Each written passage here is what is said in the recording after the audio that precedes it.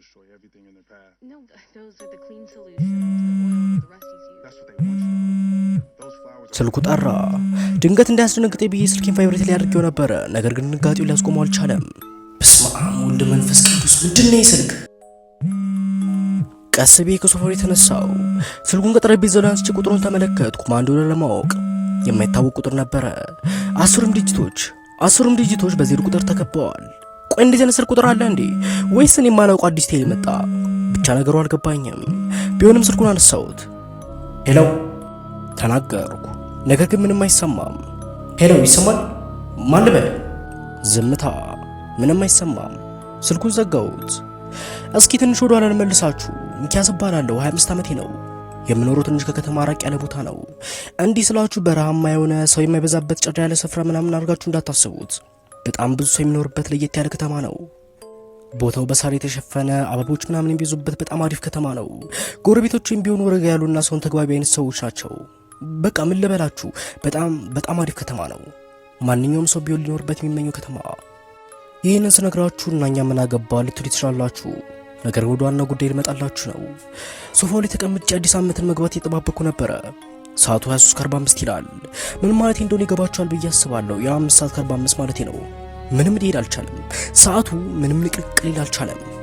ለክብረ በዓሉ ካለኝ ጉጉት የተነሳ ወይም ሌላ ነገር ብቻ አላውቅም፣ ሰዓቱ አልሄድ ብሏል። በዛ ሰዓት ነበር ድንገት ስልክ የጠራው። ግን የማይታወቅ ቁጥር ነበረ። ስልኩ እንደዘጋሁት ነበር ወዲያው በድጋሚ ስልክ የጠራው። አንስቼ ጆሮዬ ላይ ደቀንኩት። ራቅ ያለ የሚመስል ግን ወፍራም ድምጽ ይሰማል። እስኪ ንገረኝ ሚኪ፣ መኖር ትፈልጋለህ? ባለው ነገር ደንግጬ ምንም አልተናገርኩም። ግን ወዲያው አንድ ነገር ትዝ አለኝ። አዲስ ዓመትን በማስመልከት አንድ ሰው እየቀለደብኝ ነው። አዎ ብለህ ምን ትለኛለህ? እንግዲህ ወሳኝ ክርስቶስ በፍጥነት ከዛ ቤት ውጣ። ማለት ማን ልበል? ይኸውልህ ሚኪ፣ የአዲስ ዓመት ሳይገባ በፍጥነት ከዛ ቤት ውጣ። አለበለዚያ ነው የመኖር ፍላጎትህ እውን አይሆንም። ምን? ሄሎ በድጋሚ ወደዛ ስልክ ደወልኩ። ነገር ግን አይሰራም። ያለው ነገር ቢያስደነግጠኝም ነገር ግን ከቤት አልወጣሁም። ሰዓቱን ተመለከትኩ። 23:55 ይላል። ለአዲስ ዓመት 5 ደቂቃ ብቻ ይቀረዋል። ድንገት የጓሮ በር በኃይል ተንኳኳ። ልቤን ልተፋት ነበረ በበሩ ድምጽ ምክንያት። ስልኬ ላይ መልእክት ገባ። ከዛ ቁጥር ነበረ። መልእክቱ እንዲህ ይላል: የጓሮን በር እንዳትከፍተው፣ ዝም ብለህ ብቻ በሰላም በር ውጣ። ለምን እንደሆነ አላውቅም። ነገር ግን ያን ሰው ያምኘዋለሁ። አውቃለሁ ያ ሰው ሊታመን አይችልም። ነገር ግን ሌላ ምርጫም አልነበረኝም። በፍጥነት የመኪናዬን ቁልፍ ይዤ ከቤት ወጣሁ።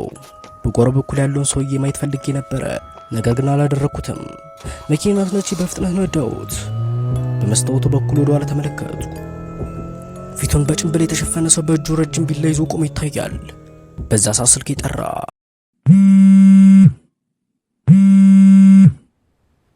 ያ ስልክ ቁጥር ነበረ። ቀስ ብዬ አነሳሁት። ጥሩ አድርገሃል። አዲስ ዓመት ሊገባ 2 ደቂቃ ብቻ ቀርቶታል። ህይወትን እንደማትረፍ ማለት ነው። ነዳጁን ጨምረህ በፍጥነት ነዳው። አቁም እስክልህ ድረስ በፍጹም እንዳታቆም።